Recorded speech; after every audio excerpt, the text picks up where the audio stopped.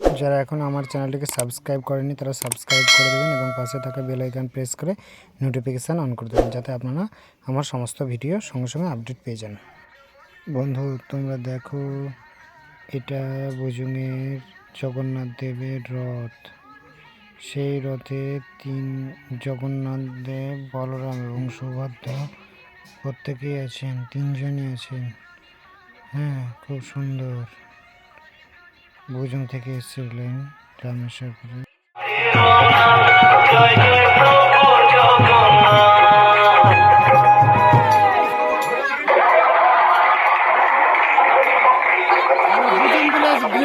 বুজুং